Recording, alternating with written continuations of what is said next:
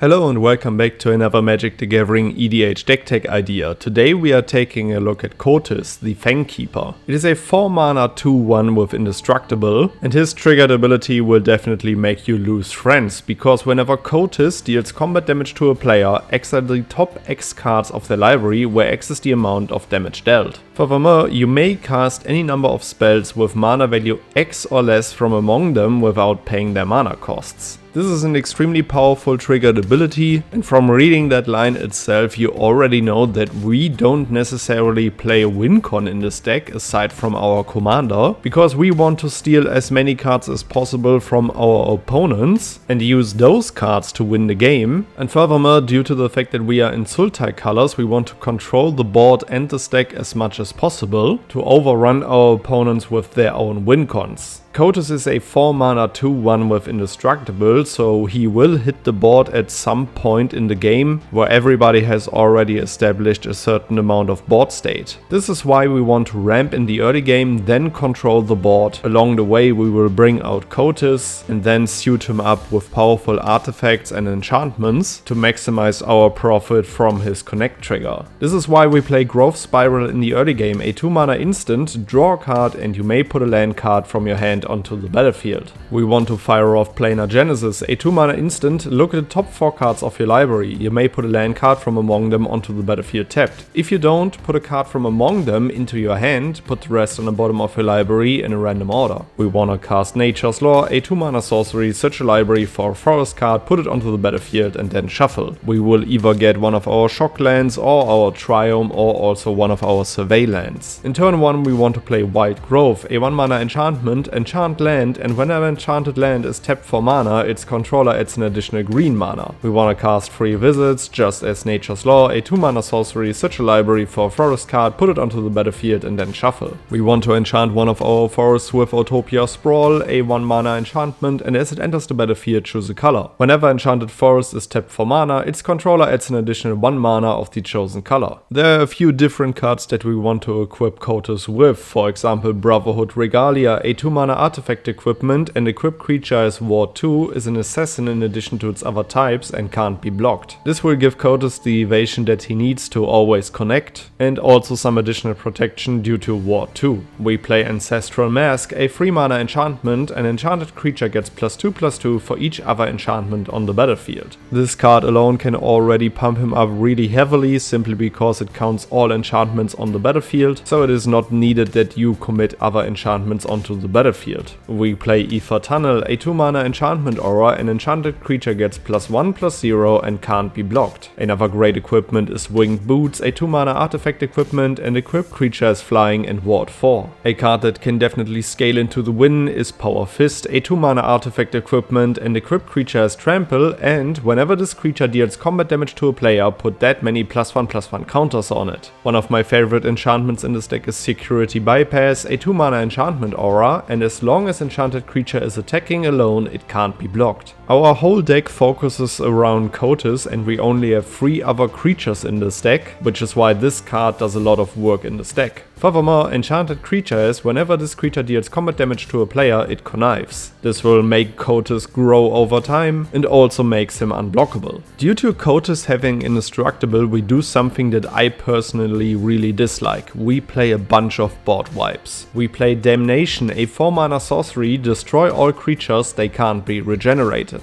Playing Boardwipes will constantly keep the board in check and also clear the path for Kotis, and even if we destroy our own creatures that we stole from our opponents, we don't necessarily care about that simply because they are not ours, but still we want to time our Boardwipes correctly to maximize our profits. We also play Deadly Tempest, a 6 mana sorcery, destroy all creatures, and each player loses life equal to the number of creatures they control that were destroyed this way. To refill our hand we play Decree of Pain, an 8 mana sorcery, destroy all creatures, they can't be regenerated, and draw a card for each creature destroyed this way. We can also cycle this card for 5 mana, and when you cycle Decree of Pain, all creatures get -2/-2 until end of turn. We play Bontu's Last Reckoning, a 3 mana sorcery, destroy all creatures, and lands you control don't untap during your next untap step. Sure, this is a huge downside, we gotta say that, but in the end we don't really need our lands in this deck at some some point because Kotis will make us cast spells for free, but it's still a board wipe that should be played wisely. We play Blood Money, a 7 mana sorcery, destroy all creatures, and for each non-token creature destroyed this way, you create a tapped treasure token. My favorite board wipe in this deck is Final Act, a 6 mana sorcery, choose one or more, destroy all creatures, planeswalkers, battles, exile all graveyards, and each opponent loses all counters. I have mentioned earlier that there are exactly 3 other creatures that we play in this deck, so I also want to feature those. We play Ancient Cellar Spawn, a 3 mana 3/3, and each spell you cast that's a demon, horror or nightmare costs 1 less to cast. The relevant line on this card is its triggered ability, because whenever you cast a spell, if the amount of mana spent to cast it was less than its mana value, target opponent loses life equal to the difference. Due to the fact that we will cast all of our opponent's spells for free, there will be a huge difference in mana value, so Ancient Cellar Spawn can turn into a useful machine gun to drain our opponents down. We play Ref Tithe Extractor, a 4 mana 3/3, and whenever you attack, target creature gains Death Touch until end of turn. Already useful triggered ability because we only attack with Kotis, and whenever one or more creatures you control deal combat damage to a player, create a treasure token, and then you look at the top card of that player's library and exile it face down. You may cast that card for as long as it remains exiled. So another steal effect that also nets us mana over the time, and what I really like about this triggered ability is that our opponent doesn't know what we just stole from them, so it can be a really helpful creature card against combo decks. One of my personal favorite cards is Brainstealer Dragon, a 7 mana 6/6 with flying, and at the beginning of your end step, exile the top card of each opponent's library. You may play those cards for as long as they remain exiled, and if you cast a spell this way, you may spend mana as though it were mana of any color to cast it. It has another triggered ability because whenever a non-land permanent an opponent owns enters the battlefield under your control, they lose life equal to its mana value. Brainstealer Dragon can be a win con in this deck, simply you have it on the battlefield, you connect with Kotis and you cast a bunch of spells of your opponents, and so Brainstealer Dragon will drain that opponent down. You want to win more? You get it. We play Invigorate, a 3 mana instant, and if you control a forest, rather than pay the spell's mana cost, you may have an opponent gain free life. Target creature gets +4/+4 until end of turn. I do really like this card as it can surprise your opponent out of nowhere, and you can also keep counterspell mana up to pump up Kotis in the early game. Another great card in this deck is Memory Lapse, a 2 mana instant counter target spell. If that spell is countered this way, put it on top of its owner's library instead of into that player's graveyard. I have added a bunch of counter spells into this deck, but you can also simply keep Memory Lapse in hand and wait for a spell that you really like and then just Memory Lapse that spell, and in your next turn you can attack with Kotis that player that you just saw that spell from to get exactly what you want. Alright guys, these were a few cards that I would play in Kotis, the Fangkeeper. Let me know which cards you would add to the deck, which legendary creature I shall feature next. Make sure to check out my full deck list in the notes below, and then I would say see you in the next one. Goodbye guys.